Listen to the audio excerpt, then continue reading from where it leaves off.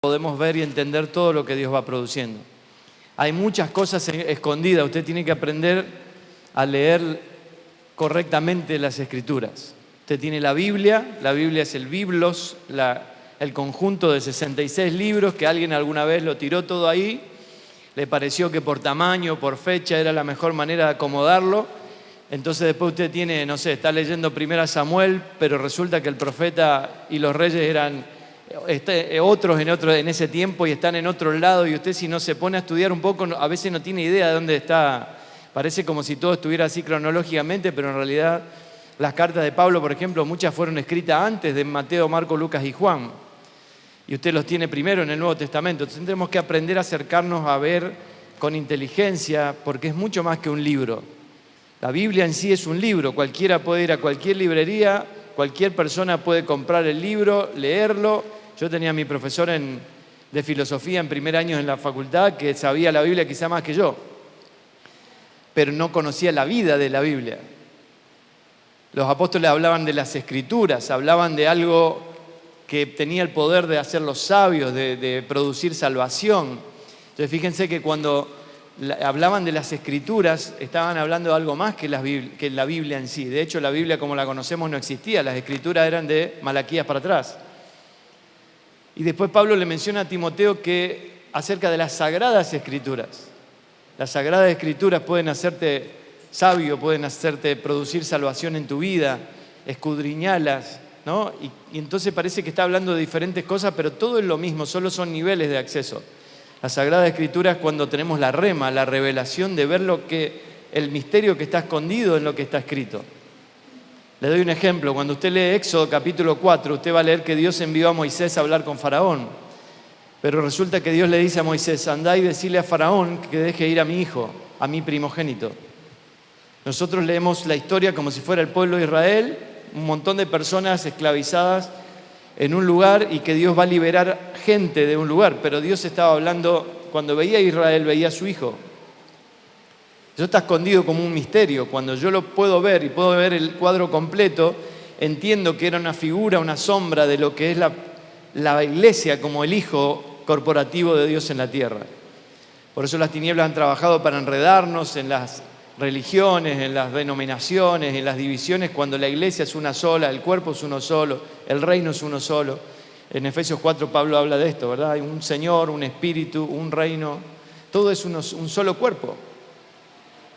¿Por qué arranco por acá? Porque usted y yo necesitamos volver a entender qué es lo que Dios está haciendo, qué es lo que Dios hizo, qué es lo que Dios pensó en su intención original, cómo eso se recuperó en la cruz. Y así muy rápidamente recordemos que ayer vimos que Dios en la primera hoja de la Biblia nos habla de imagen, ¿sí? Ser su foto en la tierra. Segunda palabra clave de Génesis 1, dominio, autoridad representativa. No somos dueños, somos administradores de todo lo que Dios es dueño. Y la tercera palabra es multiplicación. Y voy tratando de, entre ayer, hoy y mañana, tratar de abordar esas tres palabras, aunque es muchísimo lo que hay que abordar. Así que le animo a estar mañana también, porque vamos a tratar de meternos un poquito más en la palabra multiplicación, para que seamos conscientes de lo que se está multiplicando o lo que hemos multiplicado en las generaciones hasta ahora, y qué queremos que se siga multiplicando en las generaciones, porque tenemos que tener claro qué es lo que Dios quiere que se multiplique. ¿Sí? Pero mañana hablaré de eso. Ahora, lo que quisiera compartirles en este rato, ¿a qué hora vamos a hacer un receso? Más o menos a las 7:30. No, ya es las 7:30, a las 8:30 digo. Ok, 8:15. Mejor. Si no se nos va el tiempo. Ayer se asustaron, dijeron: uy, si habla tan largo, hoy son 2 bloques, vamos a terminar a las 12 de la noche. No se preocupe, vamos a terminar más temprano. Miren, déjeme contarle una analogía, un cuentito, para poder graficar y tomar conciencia de lo que significa lo que Dios puso en nosotros, lo que Dios hizo con nosotros, lo que Dios intentó hacer o tuvo la intención en el origen, y lo que produjo luego en la obra de la cruz. Imagínese usted que está en la congregación local un sábado a la tarde, vamos a decir como hoy, cuando para su sorpresa el pastor David Galarce comienza desde la plataforma a anunciar que va a enseñar una serie que se va a llamar ¿Cómo vivir la vida del perro? ¿Sí? ¿Cómo vivir la vida del perro? A continuación abre un libro grueso, generalmente es de color negro, y empieza a leer en voz alta acerca de las asombrosas características y habilidades que poseen los perros.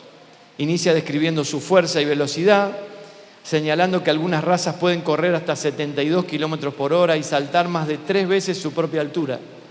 Menciona sus capacidades para soportar duras condiciones meteorológicas y su misteriosa habilidad de encontrar su camino a casa incluso cuando hayan sido separados de sus familias por cientos de kilómetros. Alguno, si perdió algún perro alguna vez, sabe que el perro vuelve, o si me mudo vuelve a donde estaba viviendo. Suelen pasar esas cosas. Luego el pastor vuelve a la página y empieza a describir los 5 sentidos caninos y sus asombrosas capacidades. Los perros pueden oír tonos de hasta 67 kilohercios, mucho más alto que cualquier ser humano. Pueden percibir un olor a 1,5 kilómetros de distancia y luego identificarla con precisión milimétrica. Así continúa el pastor hasta que finalmente concluye el sermón diciendo: ahora que ustedes conocen la naturaleza, el carácter y las capacidades del perro, vayan y hagan lo mismo. Vivan la vida del perro. Se necesitará práctica, disciplina, pero el esfuerzo valdrá la pena. Y en caso de que olviden lo que han oído hoy, les daré a cada uno una copia de este libro sobre perros para que lo lean y estudien durante 15 minutos al día. El famoso devocional, estudiando cómo vivir esta vida que se nos exige. Cuando la congregación se reúne de nuevo la siguiente semana, el pastor David hace de nuevo el anuncio: vamos a continuar con la serie Cómo vivir la vida del perro. Pero esta vez concluye la reunión señalando algunas áreas visibles de fracaso entre los miembros de la comunidad. Varios hombres, a pesar de sus esfuerzos, solo han logrado saltar 1/3 de su propia altura cuando el perro salta 3 veces su propia altura. Esta obviamente no es una manifestación aceptable de la vida del perro. Peor que eso, algunas de las mujeres fueron observadas durante la semana corriendo a vergonzosos 8 kilómetros por hora en vez de a 72 kilómetros por hora. Las cosas tienen que mejorar, sin embargo el pastor estaba preparado para estos fracasos. Tomó todos los cursos, está bien entrenado el pastor, ha tomado las clases requeridas sobre el agotamiento de la vida del perro y sabe cómo mantener la congregación bien motivada. Se vuelve a la proyección, ¿sí?, y empieza a compartir el plan de 7 pasos científicamente comprobados. Descubra su potencial canino. Afortunadamente, también este plan viene con un libro de prácticas diseñado para grupos pequeños, así que de ahora en más, toda la congregación se organiza y va a trabajar en grupos pequeños en la semana cómo vivir la vida del perro. Obviamente todo esto es ridículo y de inmediato vemos lo que está mal en esta historia. Es admirable que un perro pueda hacer cosas de ese tipo, pero hay límites inflexibles de naturaleza que impiden a los seres humanos vivir la vida del perro. En realidad no importa cuán diligentemente uno estudie la vida del perro, cuán duro trate de imitar sus habilidades, somos seres humanos y para bien o para mal estamos limitados y gobernados por la naturaleza humana, no la naturaleza del perro. La única solución hipotética, lo único supuesto hipotético que podría hacer esto real es que algún tipo de avance científico permita que la verdadera naturaleza del perro sea implantada en el ser humano. Con la auténtica vida del perro desarrollándose dentro del cuerpo de un ser humano, es posible que los humanos puedan lograr algunas cosas legítimamente caninas. Sin embargo, puesto que esto es imposible, la vida del perro está totalmente fuera del alcance de los humanos. Esto que parece risueño, una tontería, ¿no?, que puede servir más para despertarnos una tarde de sábado que para aprender algo, en realidad, tristemente, describe la realidad de millones de cristianos en todo el mundo que por sus fuerzas están tratando de imitar una vida que no pueden lograr.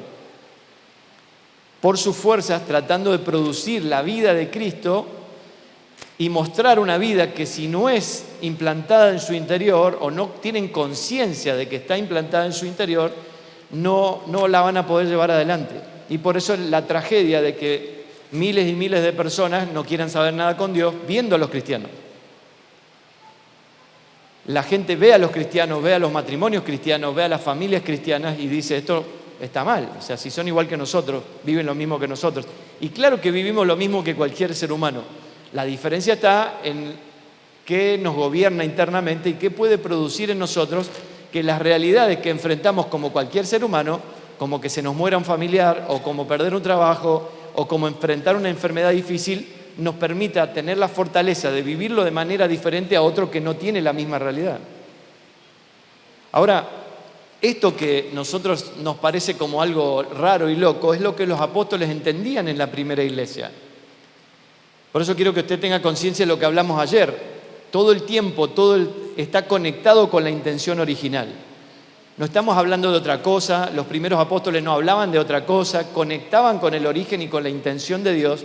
Y de hecho, como vimos ayer, cuando Jesús aparece en escena en la historia humana, porque Dios dijo que se cumplió el tiempo, lo que sucedió fue que Él vino y dijo: yo vine a traerles vida, porque era el problema del ser humano. Desde el punto de vista de Dios, el ser humano está muerto. Por lo tanto, la solución de Dios para el ser humano es la vida. Y es el comienzo de entender la vida lo que nos pone en esta posición de ser la imagen de Dios. No fui yo, les prometo. Ser la imagen de Dios, de ser la autoridad representativa y de poder multiplicar eso en las generaciones, pero comienza en la vida. Fíjense que hoy la mayoría de los cristianos están más conscientes o buscando la presencia de Dios, y cantamos por la presencia y queremos buscar momentos de experiencia con la presencia, cuando en realidad lo que necesitamos es la conciencia de la vida de Dios en nosotros. Si yo tengo que buscar la presencia de Dios es porque nunca entendí que la presencia de Dios ya está en mí. Y claro que hay momentos como este y momentos donde nos congregamos. ¿Es lo mismo pasar Navidad solo que pasar la Navidad en familia? No es lo mismo. ¿Es lo mismo irte solo a un viaje que ir con tu esposa y tus hijos? No es lo mismo. Hay algo que sucede en la comunión que eleva la experiencia. Yo puedo disfrutar mucho de un paisaje como aquí al lado del río, pero el otro día hice un videíto y estaba solo, tomando un mate solo. Y en mi interior estoy pensando, qué lindo sería que mi esposa y mis hijos estén acá conmigo compartiendo el mate, porque el lugar es el mismo, la experiencia es la misma, pero lo que sucede en la comunión es diferente. Y eso es lo que sucede cuando nos juntamos como familia de la fe. Podemos experimentar algo que sucede en la comunión, pero eso no quita que Dios ya está en mí. Por eso cambiar conciencia por presencia o presencia por conciencia es la clave de muchas cosas. Y lamentablemente 8 de cada 10 cristianos no entienden que esta es la realidad de nuestra vida. Déjenme mostrarle bíblicamente este cuentito del perro, de la analogía del perro. Dice 2 Pedro capítulo 1, siempre voy a leer NBI a no ser que te avise que es otra versión, ¿sí? Segunda carta de Pedro capítulo 1, versículo 3, dice: su divino poder, o sea el de Dios, al darnos el conocimiento de aquel que nos llamó por su gloria y excelencia, nos ha concedido todas las cosas que necesitamos para vivir con devoción. ¿Usted quiere ser una persona devota, una persona que vive como Dios manda? Usted ya tiene todo lo que necesita para eso. Claro, lo que pasa es que nosotros estamos acostumbrados o no leer las escrituras o leerlas muy rápido, pasar la hojita y seguir. Pero si yo me detengo a ver esto y entiendo que lo que Dios hizo fue poner todo en mí, lo que ya necesito para vivir como Él manda. Ayer recuerden que leímos Hebreos 13. Hebreos 13:20 dice que Dios produce desde nuestro interior por medio de Jesucristo lo que a Él le agrada. O sea, esto ya está sucediendo, ya tengo en mí esta realidad. Verso 4, así Dios nos ha entregado sus magníficas y preciosas promesas para que ustedes, luego de escapar de la corrupción que hay en el mundo debido a los malos deseos, lleguen a tener parte en la naturaleza divina. Ahora, preste atención a lo que dice ahí, porque nosotros también nos enredamos con las promesas y tenemos este mensaje que Dios va a hacer, Dios va a hacer, Dios te va a dar, y estamos siempre mirando para adelante a lo que Dios va a hacer cuando en realidad Dios ya hizo. Cuando aquí Pedro está hablando de promesas, se está hablando de las promesas de antes de la cruz. Antes de la cruz había promesa, después de la cruz hay realidad. Antes de la cruz había corrupción, después de la cruz, cuando paso por la cruz ya no soy corrupto, soy incorruptible porque tengo una vida incorruptible. Fíjense cómo Pedro está resumiendo en un solo versículo la historia humana. Ustedes vivían en corrupción, estaban muertos, estaban sin Dios en su vida. Pablo lo menciona diciendo, estábamos sin Dios y sin esperanza en el mundo. Son las mismas palabras, el mismo criterio con otras palabras. Y Pedro aquí está diciendo, ustedes vivían de promesa, ¿sí? Dios nos dio promesas para que ustedes, luego de escapar de la corrupción, ¿cómo escapó de la corrupción? Pasando por la cruz. Y cuando paso por la cruz, escapo de la corrupción y llego a tener parte en la naturaleza divina. O sea, sí se implantó en mí una vida legítima, una naturaleza que me permite vivir lo que Dios quiere. El cuentito era ridículo, querer vivir la vida del perro, imposible. Ahora, ¿querer vivir la vida de Cristo es imposible? No, porque Dios ya lo hizo. Ahora, mire cómo lo menciona Juan. 1 Juan 5, 11 y 12. Dice, el testimonio que Dios nos ha dado es este, que Dios nos ha dado vida eterna y esa vida está en su Hijo. ¿Cómo nos hemos enredado lo que somos dinosaurios de la iglesia, no? Que la vida eterna, después cuando nos muramos, cuando nos vayamos al cielo. No, la vida eterna ya comenzó. El día que me uní a Cristo, Dios me dio vida eterna. Esa vida, que es eterna, está en su Hijo.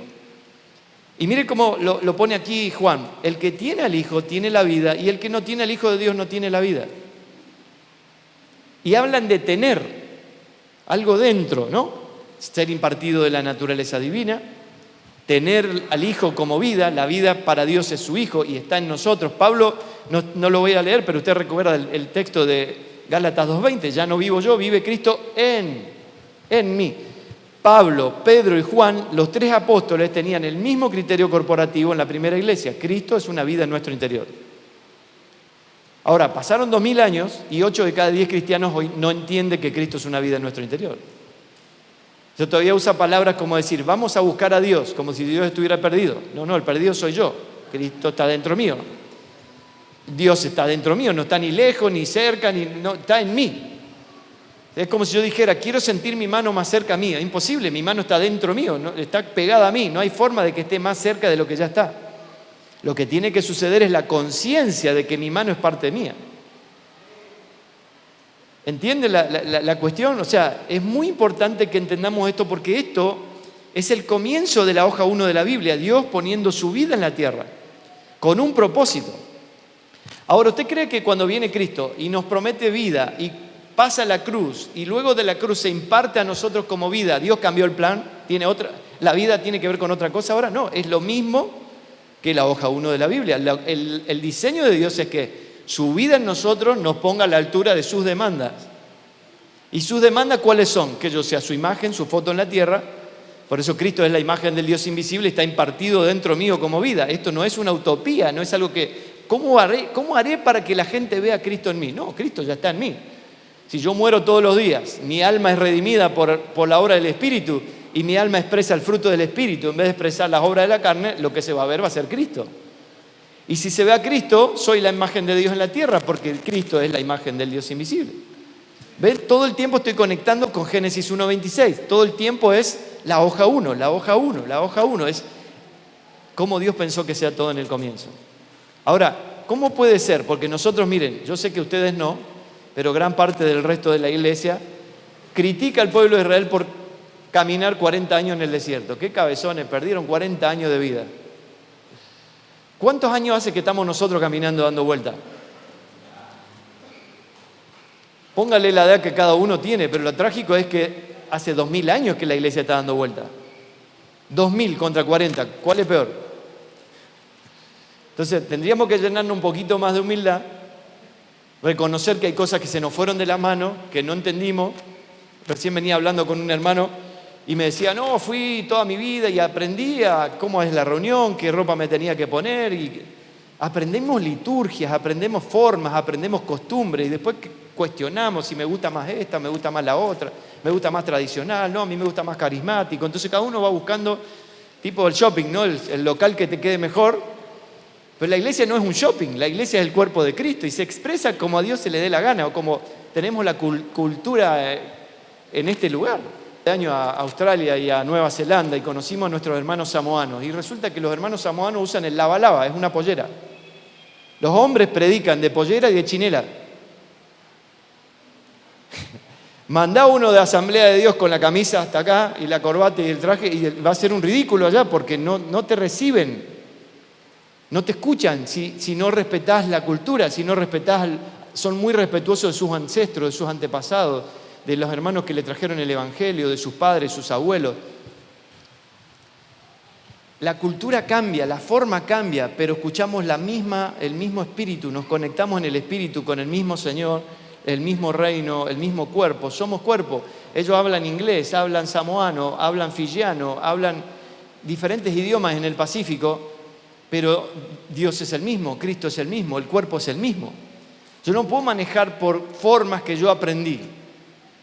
Y después encima le pongo nombre, la iglesia eslava, la iglesia rusa, la iglesia alemana. No, la iglesia no es ni alemana, ni rusa, ni La iglesia es Cristo. Cristo es la cabeza, la iglesia es su cuerpo, es una sola iglesia. Que nosotros estemos divididos en la ciudad entre varias y después ni nos hablamos con el otro pastor es una historia nuestra, problema nuestro, que Dios no está en eso. Porque miren, yo acabo de leer 1 Juan, usted tiene ahí, el que tiene al Hijo tiene la vida. ¿Qué cree usted que Dios ve cuando mira la zona de Neuquén, la zona de Bahía Blanca, la zona de Puerto Madryn, la zona de Rosario donde vivo yo? Dios mira bautistas, pentecostales, cuadrangulares, no, católicos. Lo que Dios mira es Cristo, Cristo, Cristo, Cristo, Cristo. Los que están vivos tienen al Hijo. Y mira, Adán, Adán, Adán, Adán. Los que están muertos, los que no tienen a Cristo. Para Dios el mundo se divide en dos tipos de personas. El que tiene al Hijo y el que no tiene al Hijo. Nosotros nos enredamos con las otras divisiones. Ahora, ¿por qué le estoy mencionando esto? Porque esto que parece el ABC y lo básico, lo lógico, ¿cómo 2000 años después todavía que tenemos que estar recordando esto? Porque esto no lo entendemos en nuestra casa. Yo, tercera generación de creyentes, hace unos años atrás el Señor me empezó a hacer preguntas acerca de esto. ¿Y qué se consumó en la cruz? Y yo ya era pastor y no te podía explicar el consumado es. Y nos reímos, pero es una tragedia. Porque usted, si se pone a revisar, no puede explicar el consumado es. ¿Qué se perdió en el origen? Porque Cristo viene y dice, vine a recuperar lo que se había perdido. ¿Por qué vine a traerles vida? ¿Qué significa que Él es el camino, la verdad y la vida? ¿Por qué Jesús confronta a los líderes religiosos y les dice, si ustedes creyeran a Moisés, me creerían a mí porque Moisés escribió de mí? Y yo digo, ¿pero qué escribió Moisés? Génesis, Éxodo, Levítico, Número, Deuteronomio, la Torá, los primeros 5 libros de la Biblia. ¿Y dónde está Cristo en los primeros 5 libros de la Biblia? Y está en todos lados, pero yo con 3 generaciones de creyentes no lo veía. 2000 años después de la cruz, con la palabra escrita, revelada por el Espíritu, con acceso a la información. Como leíamos ayer, 2 Corintios 5, ¿no? ¿Para qué murió Cristo? Y todavía seguimos diciendo que para que yo me vaya al cielo, para que yo no me vaya al infierno, para que se restaure mi matrimonio, cuando la palabra dice claramente que Él murió por todos para que los que viven ya no vivan para sí. Se ven, necesitamos volver a revisar esto porque y esto lo voy a conectar con mañana a la mañana, si usted y yo no entendemos lo que estamos viviendo y no entendemos el plan de Dios, lo que vamos a estar multiplicando las generaciones no es lo que Dios quiere. Si vamos a multiplicar costumbres, si vamos a multiplicar, algunas son muy buenas, congregar es muy bueno, leer la palabra es muy bueno, pero si yo no entiendo con justeza lo que Dios quiere hacer, lo que voy a producir es una multiplicación distorsionada del Evangelio en la próxima generación. Pero lo que Dios quiere es que nosotros multipliquemos lo eterno en las generaciones. Esto está en la hoja 1 de la Biblia. No que multipliquemos cualquier cosa, porque le cuento, nadie puede escaparle a la multiplicación. Esto está tan metido en la médula del ser humano que cualquier ser humano está multiplicando algo en las generaciones. Adán multiplicó su propia imagen en las generaciones. Así como usted le enseña a sus hijos a tratar de honrar al Señor, amar al Señor, congregar, amar a los hermanos, la familia de la fe, hay gente que le está enseñando a sus hijos a no ir a la iglesia, a no creer en los católicos, en los evangélicos, en los pastores, en los curas, porque te roban la plata. ¿Qué está multiplicando? La vida sin Dios. Y yo que estoy multiplicando, tratando de multiplicar la vida con Dios, todos están multiplicando algo. Ahora, la demanda de Dios en estas generaciones es que usted y yo sepamos qué estamos llamados a multiplicar y ser más exactos para que Dios encuentre su expresión en la tierra. Así que, ¿qué es lo que quiero que usted y yo entendamos por lo menos en este primer bloque y después vamos a profundizar un poco en el segundo bloque acerca de la palabra autoridad o la palabra dominio? Porque toda la autoridad, todo el diseño de Dios, el principio de autoridad y obediencia, la estructura, tiene que ver con el cuidado de esta vida. Dios puso su vida, pero esa vida estaba en un ser integral, como vimos ayer, y esta vida estaba protegida dentro de un ámbito que se llama el matrimonio y la familia. Y recuerden que cuando todo se fue por los caños, cuando el ser humano le hizo un golpe de estado a Dios y desobedeció a Dios, lo que Dios hizo fue cuidar la vida. Lo que el ser humano perdió fue el acceso a la vida. El árbol de la vida fue guardado, hay ángeles custodiando el huerto y el ser humano no pudo volver a entrar nunca más. Hasta que se choca con la cruz, hasta que se encuentra con la gloriosa, contundente, aplastante, eterna victoria de la cruz. Y puede tener acceso de nuevo al árbol de la vida, porque la vida es lo que Dios va a proteger. Por eso ayer lo vimos, todo lo que no está conectado a la vida, todo lo que no tiene la vida de Dios, está muerto. Y todo lo que está desconectado de Dios es polvo, y la serpiente tiene la autoridad de comer polvo. El que no estuvo ayer, pregúntele a los que estuvieron y le van a explicar esta parte. Así que Cristo ha sido impartido en nosotros a partir del nuevo nacimiento. Yo nazco de nuevo, nazco en el Espíritu, y Dios lo que hace es darme un ticket para ir al cielo.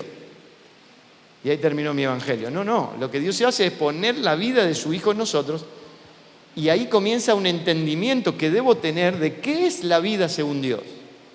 Porque esta vida es espiritual, no se conoce de otra manera. Esta vida que Dios puso en nosotros tiene una genética, tiene un objetivo.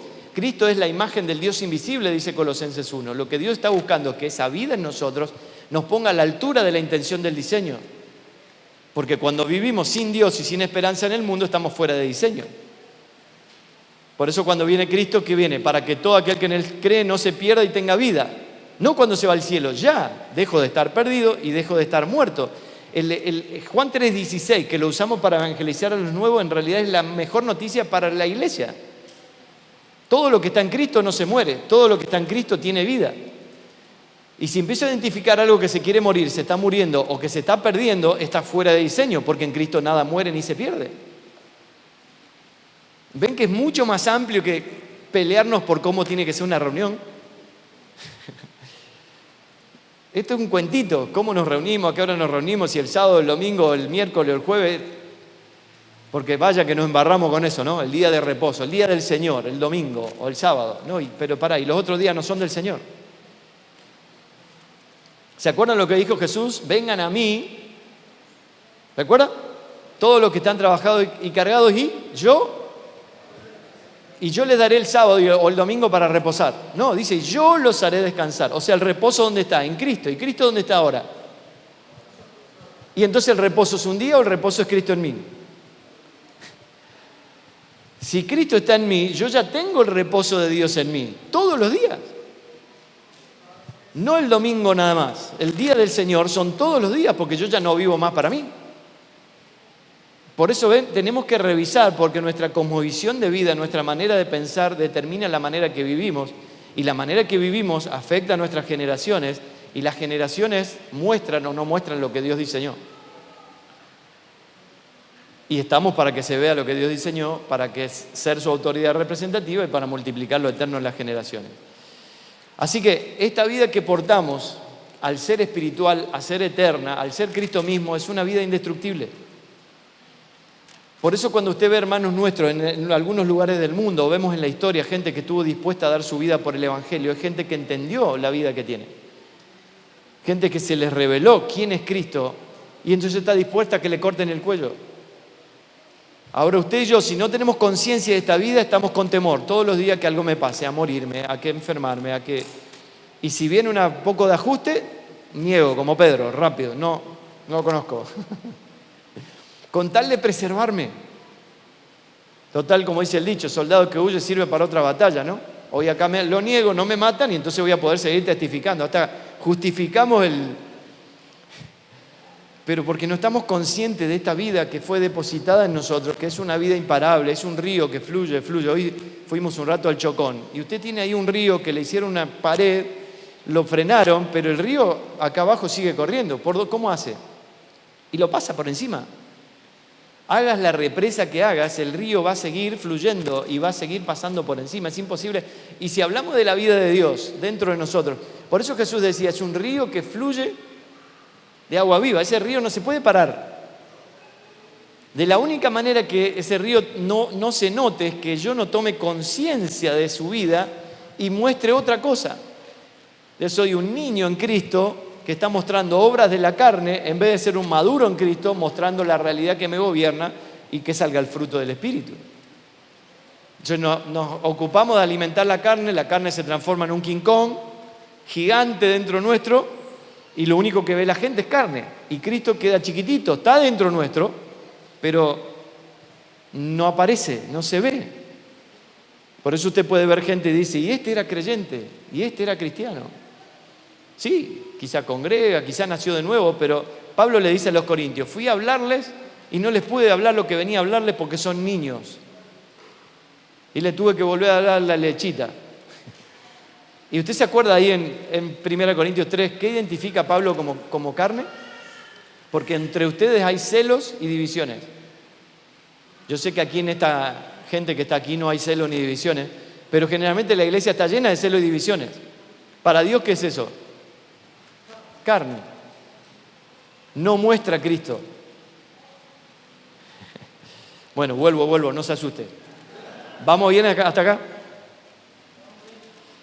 Así que esta vida de la que Dios habla es desconocida para nosotros, no es natural, porque solo se conoce naciendo de nuevo en el Espíritu.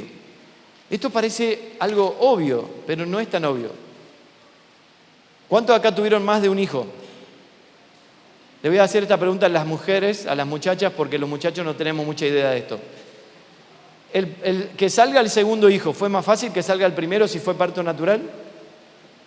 La mayoría, a ver, una dice que no, pero ¿se acuerdan? Los que tuvieron parto natural. El primero cuesta un poco más y el segundo como que sale más fácil, ¿o no? A no ser que nazca medio cabezón. En general, y esto está probado por la ciencia, el segundo hijo sale más fácil porque ya hubo una primera experiencia y ya el cuerpo está más preparado para despedirlo, para que nazca el parto. Estamos hablando de parto natural. Yo me acuerdo que cuando nacía mi primer hijo, y mi esposa nos está grabando esto, ¿no? Cortarlo después. Ella decía, sáquenmelo. El tipo no quería salir, ¿no? Y estuvo muchas horas con el trabajo de parto. Pero cuando nació mi hija fue tan rápido que el médico como que la agarró al toque, salió, ¿no? Imagínense que en ese momento que sale mi hija, yo le doy el micrófono. Como soy pastor, tengo un micrófono siempre en la mano. Tengo un micrófono ahí en la sala de parto, le doy el micrófono. Le digo, hija, contame qué es la vida. ¿Qué le parece que me va a contar mi hija?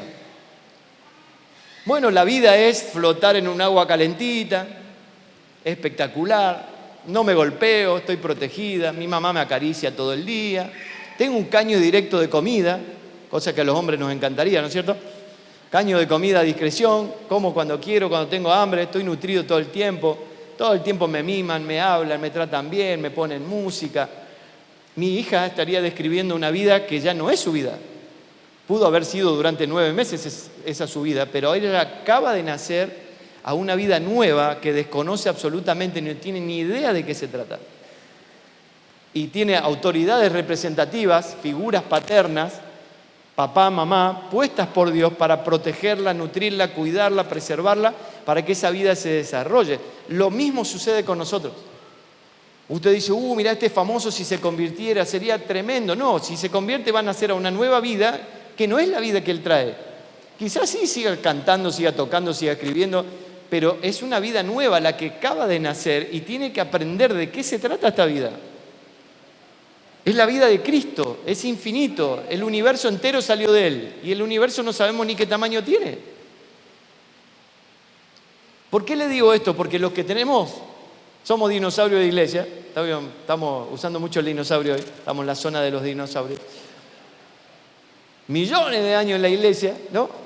Nos creemos que sabemos todo, ya está, ya conozco todo, ya me sé de memoria qué canción viene, qué va a pasar, qué va a decir el pastor, qué texto está, dónde están los libros de la Biblia, y creemos que ya sabemos. No, hermanos, a lo que nos dedicamos es a estudiar a Cristo, conocer a Cristo. Poneme por favor Juan 17:3. Y usted recuerda este texto, es muy conocido. Jesús define qué es la vida eterna. Vieron que recién leímos que Dios nos dio vida eterna y la vida está en su Hijo. Ahora Juan, en su evangelio, define, recordando las palabras de Jesús, ¿qué es la vida eterna? Miren, y esta es la vida eterna, 2 puntitos. Lo que Jesús está haciendo es producir una definición. La vida eterna es que te conozcan a ti, el único Dios verdadero, y a Jesucristo a quien has enviado. ¿En qué consiste la vida eterna que nos fue dada? En Cristo. ¿En qué consiste esta vida? En conocer al Padre y conocer al Hijo. No es un ticket para ir al cielo. No voy a vivir la vida eterna cuando me muera. La vida eterna la comienzo a vivir el día 1 que abrazo la fe y empiezo a tener que transitar un camino en el que voy a conocer acerca de esta vida. Y si esto no sucede, lo que voy a hacer es transformarme en un anciano de barba blanca, pero con un cuerpito de bebé. Y recuerden que la profecía de Pablo en Efesios 4 es que todos vamos a llegar a la estatura del varón perfecto. ¿Usted sabe por qué un musulmán viejo se casa con una nena de 12 años? Porque es un antidiseño. Cristo en las bodas no se va a casar con una niña. Se va a casar con una mujer a la estatura, a la misma altura, madura, crecida, igual que él. ¿Ve cómo todo se conecta? Usted y yo no podemos pasarnos la vida ignorando y siendo unos niños en Cristo y no sabiendo el plan de Dios, no sabiendo cuál es la voluntad de Dios, no sabiendo para qué nací, no sabiendo para qué tengo el matrimonio, para qué tengo la familia, porque si no, sí me transformo en uno igual a cualquier otro vecino y termino viviendo la misma realidad. Porque ignoro lo que Dios ya depositó en mí. Lo que Dios depositó en mí es Cristo. Es una vida eterna que me fue dada y es una vida que consiste en conocerle. Ahora, conecte de nuevo con la hoja 1, 2 y 3 de la Biblia. ¿En qué consiste conocer? En comer. ¿Se acuerdan lo que Dios le dice al matrimonio? ¿Cómo sabes que estás desnudo? ¿Comiste el árbol?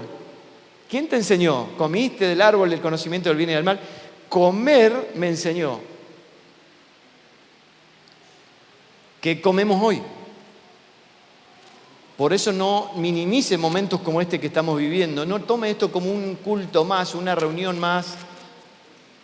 Estamos sentados a una mesa comiendo a Cristo. Y hoy me tocó a mí, por pura gracia de Dios, que tener el micrófono y poder compartir el pan. Pero todo el tiempo lo que estamos haciendo es comer el pan que nos nutre y nos hace conocerle. Usted tiene que ser un experto en comer el pan, experto en conocerle, porque de eso se trata la vida que Dios nos dio. Ahora, si yo no tengo conciencia de que Dios me dio una vida, no tengo conciencia de cuidar y entonces lo que va a salir de mí, aunque es una tragedia porque ya tengo Cristo y toda la realidad de Dios en mi vida se va a notar otra cosa. Y esa es la tragedia del cristiano promedio, que tiene en su interior el reposo y vive en estado de alerta y en angustia y ansiedad. Tiene en su interior todo consumado y la victoria eterna de la cruz y anda por la vida como si hubiera una pulseada entre Dios y el diablo a ver quién va a ganar. Un cristiano que tiene en su interior la adopción de hijo legal y anda por la vida con orfandad.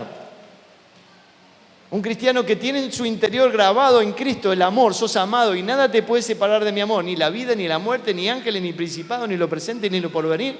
Y el tipo en su alma dice, nadie me quiere. Me voy a la otra congregación porque acá no me saludan. Porque acá no soy parte. ¿Cómo no soy parte si yo ya soy parte del cuerpo de Cristo? Lo que yo siento lo tengo que cuestionar. Puede que esté equivocado en lo que estoy sintiendo y pensando.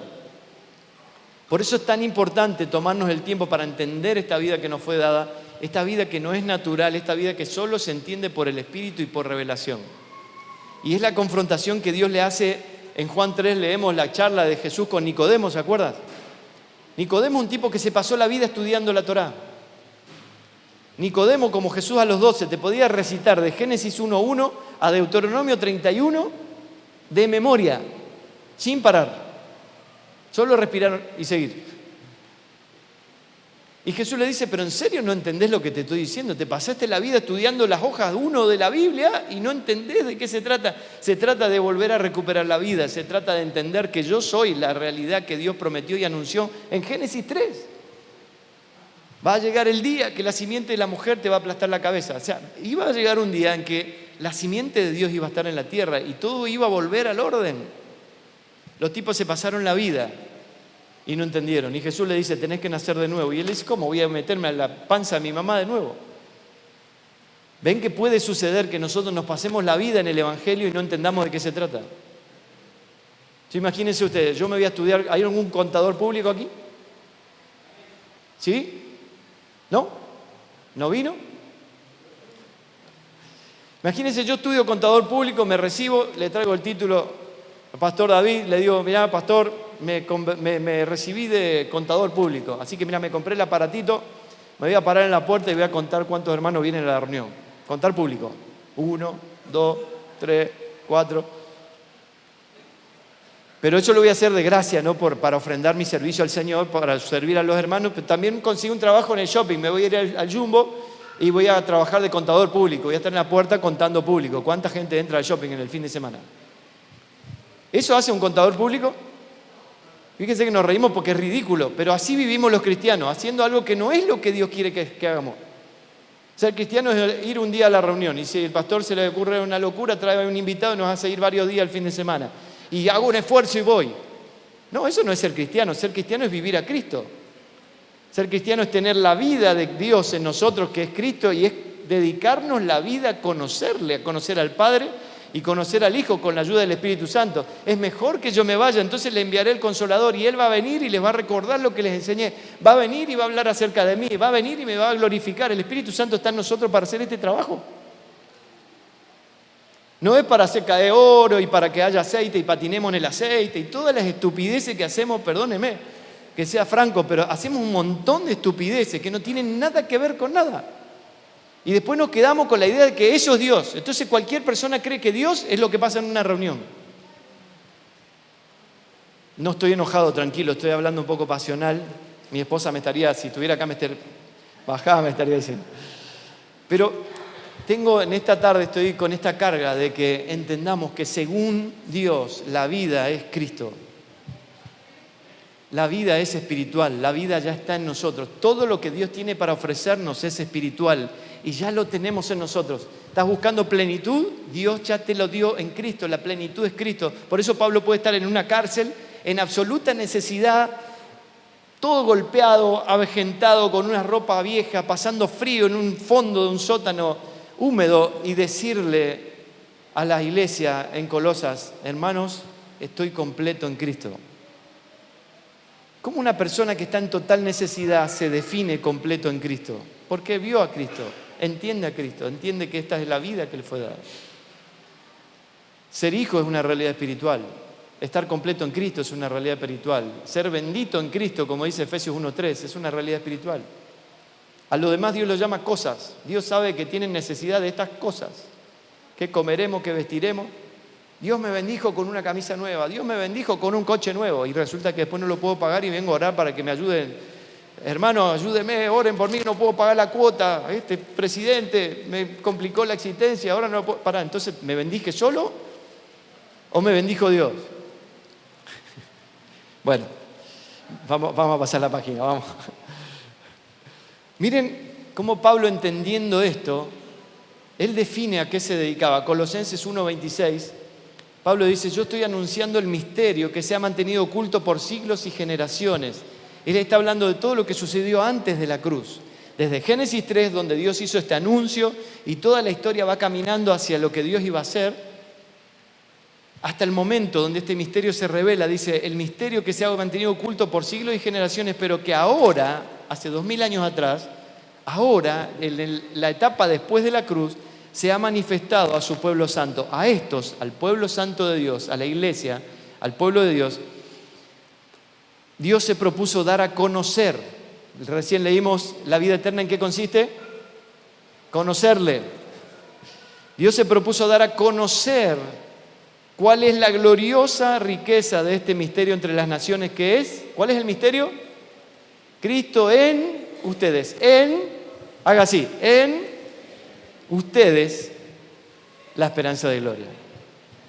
Y si usted sigue leyendo, él va a decir: para esto vivo, para esto lucho y trabajo, para presentar a todo ser humano perfecto en Cristo. O sea, no podemos seguir ignorando que lo que Dios diseñó para nosotros, o lo que Dios puso en nosotros, es vida, y esa vida es Cristo, es su Hijo.